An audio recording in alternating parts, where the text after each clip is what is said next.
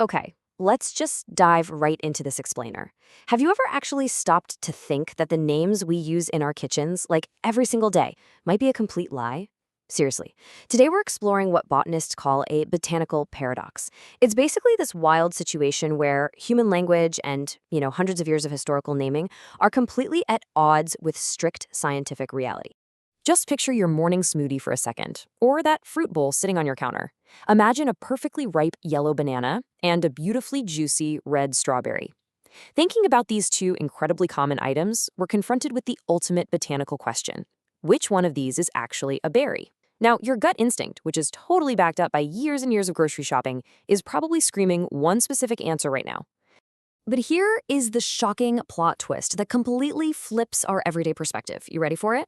The banana is the true berry. I know, right?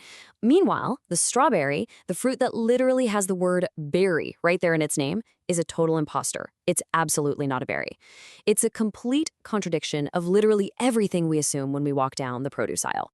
So let's break down the exact biological reason why the unexpected banana actually takes the title here. In botanical science, a berry has a very strict resume.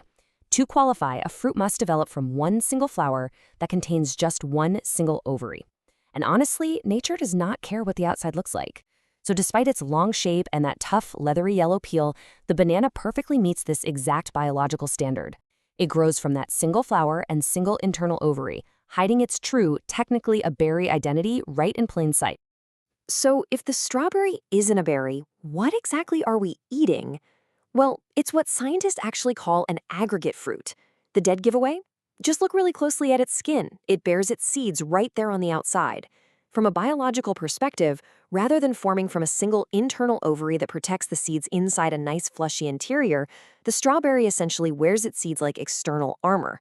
Because it actually develops from a flower with multiple ovaries, it is completely 100% disqualified from being a true berry.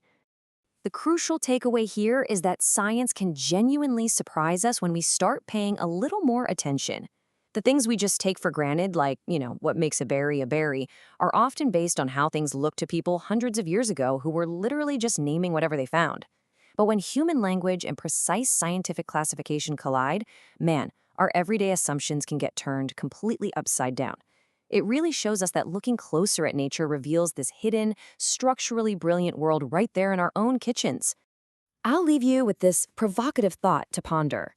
If a strawberry isn't a berry, and a banana actually is, what other botanical illusions are hiding in your pantry right now? I mean, could a pumpkin be a berry? What about an eggplant or a tomato?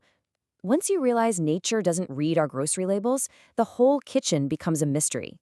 Keep questioning the world around you, keep looking closely at the details, and I will see you in our next explainer.